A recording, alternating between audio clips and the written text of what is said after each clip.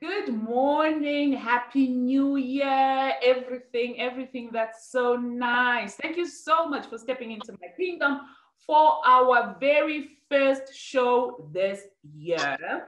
And it promises to be an exciting episode of Queening with the Empress with me, your host, Patience Petri. I had the honor and pleasure of being in the same space with my guest today. She shared her story. And when she was giving out her pearls of wisdom, I remember after the meeting, I went up to her and I said to her, who told you about my life? And she laughed. She's got this hearty laugh. But from that day, I've been connected to her and I've drawn so much inspiration from her. You know, she speaks about love, loss, pain, growth, survival, and making no apologies, among other things. So today, our guest on Queening with the Empress, our very first guest for 2021, is none other bestseller. Yay! Kamba-Nyathi. She's a lifestyle and wellness coach. She's an inspirational speaker. She is, oh my gosh, she is a CEO and founder of Bold Dialogue. She's everything. I feel like there's so much, I'll even miss it. And in Bold Dialogue, for those that are wondering what is it about, it's an organization that aims to empower, inspire, and guide women to become the best versions of themselves. She has also done 2 TEDx talks, if I'm not mistaken, right? Welcome, Barbs. Yes, 2. Bestseller, ngapha 2 TEDx talks. Like, what can you not do? If I tell you, we have to cut the show. Welcome to Queening with the Empress. It is such an honor to have you here. Oh, the pleasure is all mine to be in the presence of the Queen, the Empress. Yes. When we met the last time, you spoke about your Christmas wish, which was to sleep in. Did you get your Christmas wish, Barbs? No, that was just wishful thinking. I remember I was carrying someone, one or the other, on my back, playing outside. What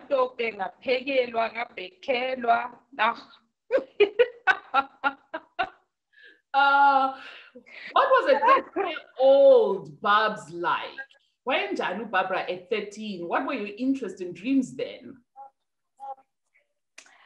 She loved reading. Well, reading has always been a part of me. It's something that was instilled in me from a very early age. So she was reading a lot of Enid Blyton, you know, the Mallory Towers, dreaming of one day waking up and she's a student there and experiencing all the things that were happening there, reading the famous 5, you know, Labonense Drew, of course, and the Hardy Boys. She was also a detective in her mind. And the funny thing, I always tell people in my next life, I'm going to be a detective. I think it started from back then. That's what my CSI, I'm ready. I need your services. You already have one custom. Oh, thank you. So I know my future is set. It's set. You're done. In the right client in the bag. It's done. Your case is solved. Don't worry.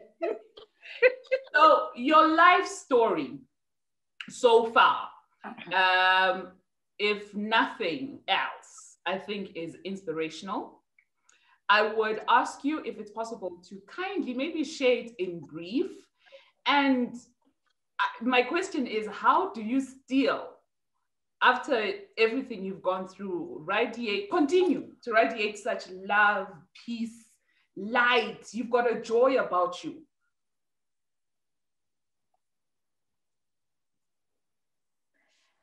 I think it's about choosing, because you have to choose what your life is going to be like.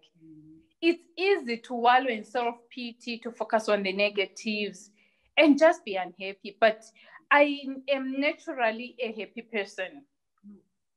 I remember there was a time when I was so sad. I was so heartbroken. I was sad.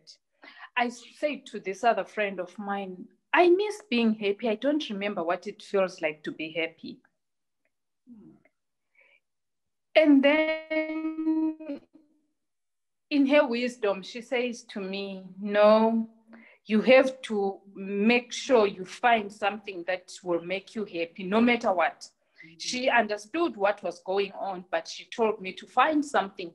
So after I talked to her, we had a lengthy discussion. I decided every morning I'll take 1 hour. I'll watch Modern Family because I love it. It's funny. It's, you know, it would make me laugh. One episode, Modern Family, and one episode, Friends. Oh, Friends is good. At first, I would not even laugh.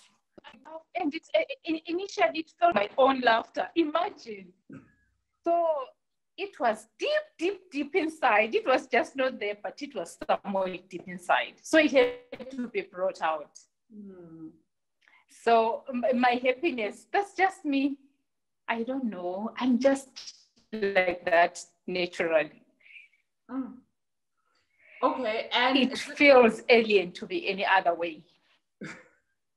No, because you own it. You own it. You are the queen of it, of happiness, of positivity. And for the people that are tuned in and are watching and maybe have not come across your story, can you give us like a brief rundown? Because hey, your story, yes, so series. Exactly. Amasizini angu-30 wonke.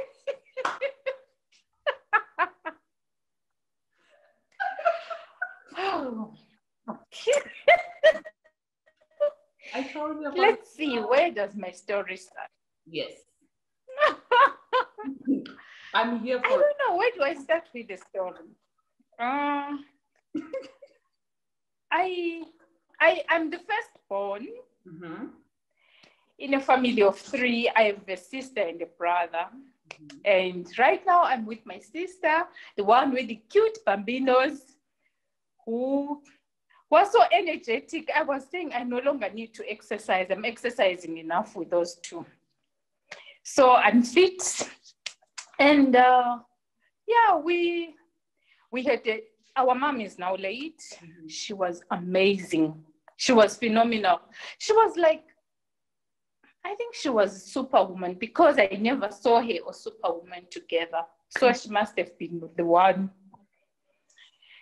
She taught us so many things.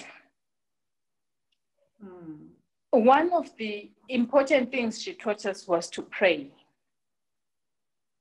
and to give thanks. I remember we would give thanks in the evening, talking about, like during the prayer time, the family prayer, we would talk about the things we were grateful for that happened during the day.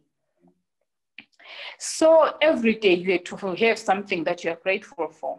And that, I think that's the other contributing factor to my disposition, because no matter what I go through, I still look for something to be grateful for, something to be thankful for. It can just be the fact that I woke up in the morning. It could have gone otherwise, but I'm alive. So I have to be grateful. And so I met my husband in high school. So we were high school sweethearts. And we got married. It was wonderful. And well, things started happening. I had miscarriages. In total, I actually had 5 miscarriages. But here's the strangest thing. I never really grieved for these miscarriages until last year. It was a strange occurrence. I was so sad and I would not stop crying. I remember I was with this other sister. You know, we have many sisters. With this other sister of mine, and she was asking me, what's happening? And I said, I don't understand why these miscarriages are, the grief is now happening now, you know? So that came with its own challenges, because when you're married, you're supposed to be having babies, not to be losing them. It led to talks in the family, in the marriage. Although my husband was supportive, he was never pressurizing me or anything. It was okay with us not having children, but it was the in-laws who were not happy. It was not an easy time. And then I think the juicy part of my life started in 2009. I had my medical checkup, which just moved to Namibia, and I tested positive for cervical cancer. And it was a shocking time for me because, you know, cervical cancer is for old people. That's how I saw it anyway. The only other cancer patient that I've been in contact with, I mean, someone I knew personally, was a teacher from my primary school, and she died of breast cancer, but she was an adult, you understand? So the coincidence with my cancer is that I had been volunteering at the Cancer Association of Namibia since March 2009. Then in November 2009, I get diagnosed with cervical cancer. And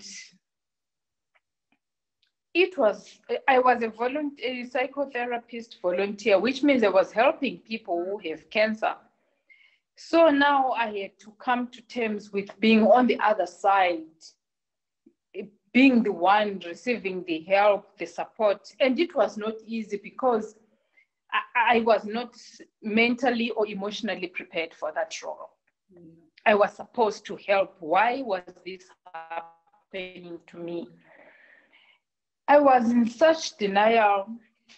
I remember after my operation, I got discharged from hospital, and I was discharged on a Friday. And on Sabbath, I went to church. It doesn't end there. I was wearing heels, really, really high heels, you know.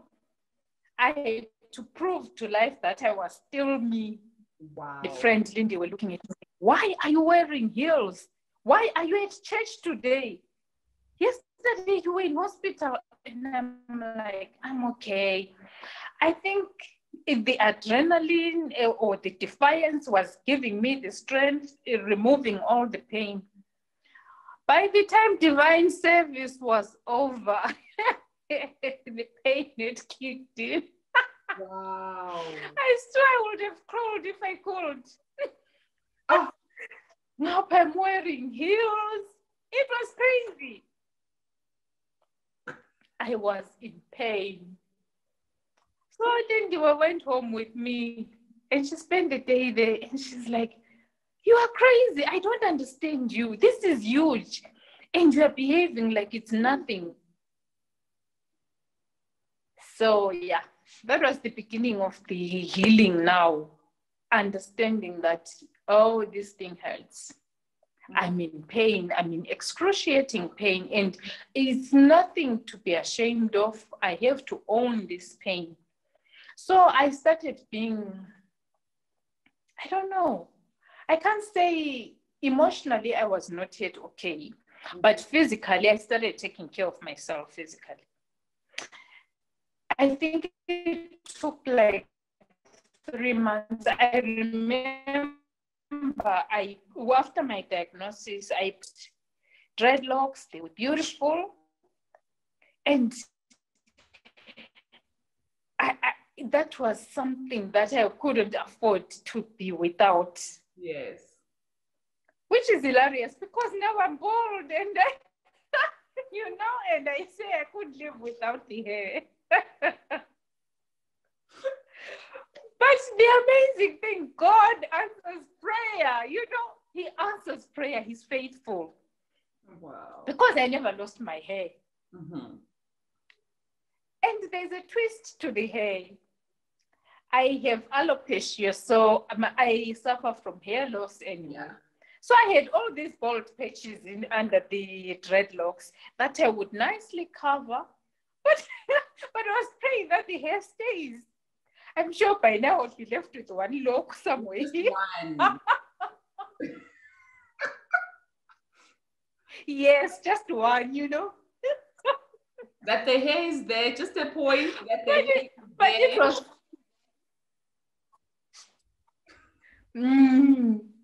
and the funny thing is, I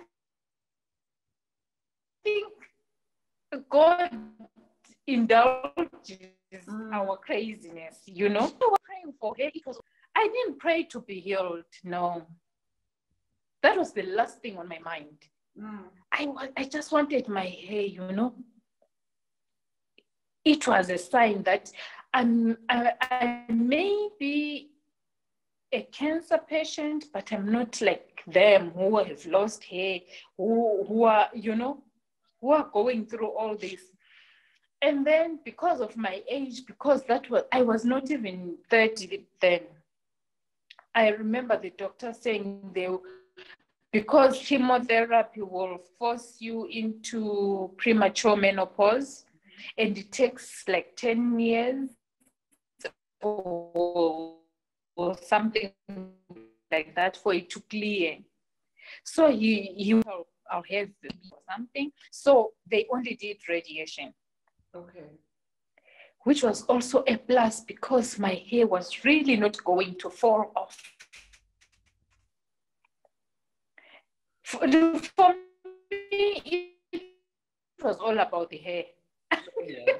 Whatever everyone else was saying was neither here nor there. It was about the hair.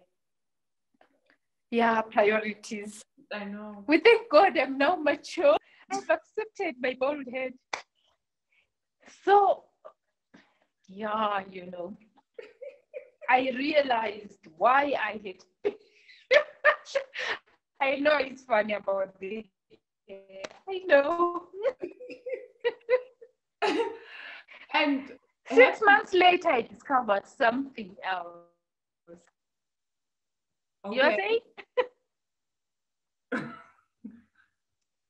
So 6 months after of radiation, you discovered something else? No, after 6 months of being diagnosed with stage 3 cervical cancer. Okay. I was not getting better. Mm-hmm. I was still in pain and everything. I went for a scan, and I remember the radiographer was saying, it looks like there's some tumors or something. So she wasn't very clear to me what she meant. So I was just like, yeah, maybe it's one of those things. The doctor took me for a laparoscopy. It's like they do 3 small incisions to see what's going on. Mm-hmm. And then it turned out I had a bigger problem than the cervix. I had a huge tumor that was actually, after the laparoscopy, they had to book me 2 weeks later for a laparotomy. It's like a C-section. Mm-hmm. And there was this tumor which was even stuck to my spinal cord and my bladder and half my uterus on the right-hand side. Mm-hmm. So I had stage 4 endometriosis. I had endometrial cancer. So the cervical cancer was a blessing because it saved my life. I was going to be killed by the endometriosis, definitely. So 2010, they removed half my bladder and half my uterus and the right ovary. I remember I was saying I do say some crazy stuff. I was asking my friend, like, do I still walk normal or I need a crutch because the right hand side is now, one less lighter than the left hand side? I don't think she had an answer. She just looked at me like, no. Why does she talk like this? I wouldn't. I remember when you spoke and you said you park in the disabled parking space. And it's in how you it's how you talk about it. Everybody else, because people looked at you and they were like, should we laugh? Shouldn't we? Like, what are we doing? But when we are like now, that you're actually laughing. So for those that are watching, she said that she uses the disabled parking spots because she is without a uterus. So that in itself qualifies her to park there. And she's like, do you want to see? And then they always just leave her. Exactly. Why would you question me? Nobody will walk around claiming that. Nobody. Oh gosh. I remember asking about the crutch. I really felt I needed a crutch, to balance things out. No. And okay, so now there's 2 cancers. And you have to work your way back. Yes. With 2. One is stage 3 and one is stage 4. Mm-hmm. Sure. And then the other one was just going to lead to more operations. I don't know. It was crazy. My last operation was in 2018. How many operations? But in 2012, 10 glass full. Wow. I'm a veteran. I think I deserve a spot in the Heroes Acre there. There must be a place for women like me. Wow. Okay. Oh, wow. Operation Veteran, we see you.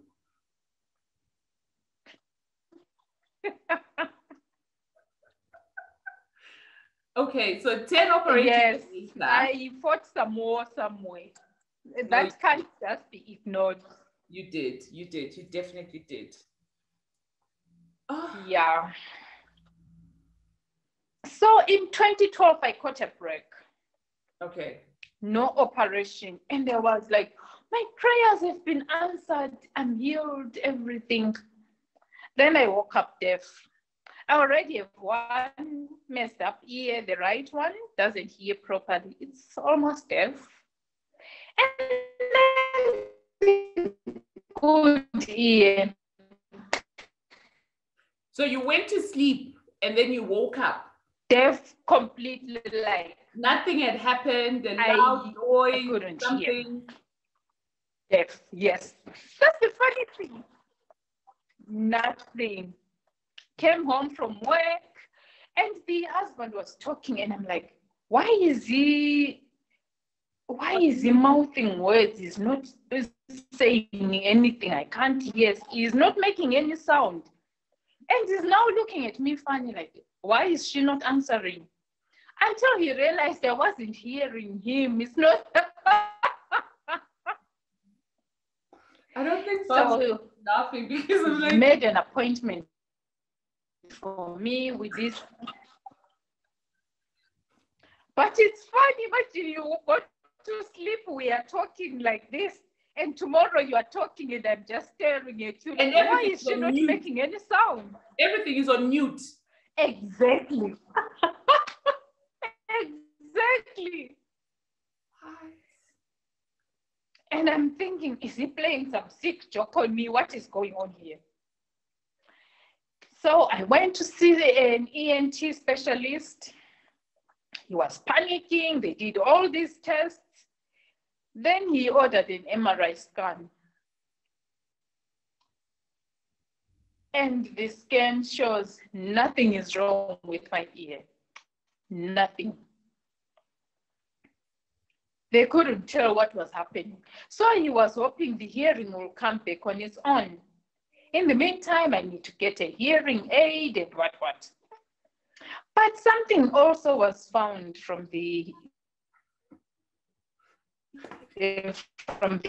MRI scan. I had a swollen gland in my brain. So the pituitary gland is swollen. It puts the doctor into a frenzy. He's now like, yada, yada, yada.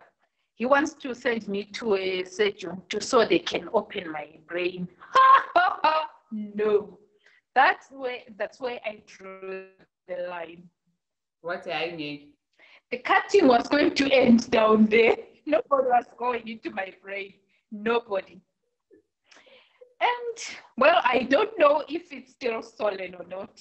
I always say my head still looks small, so I must be fine.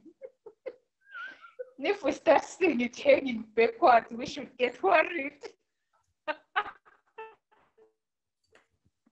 So how long were you without your hearing?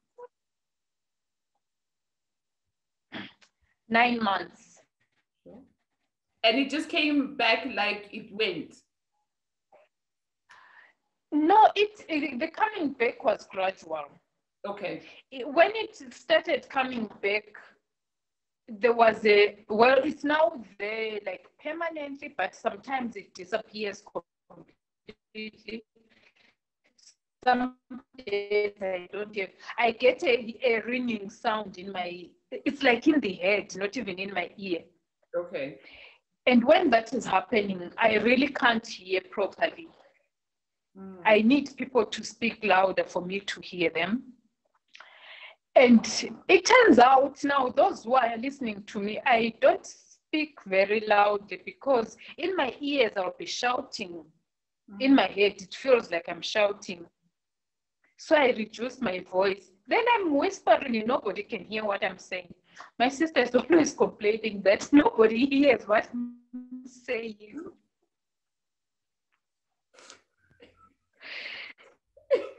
So, yeah. Your life, but it's your take, it's your humor that takes away I'm pretty how serious it is. But not to have to hear music.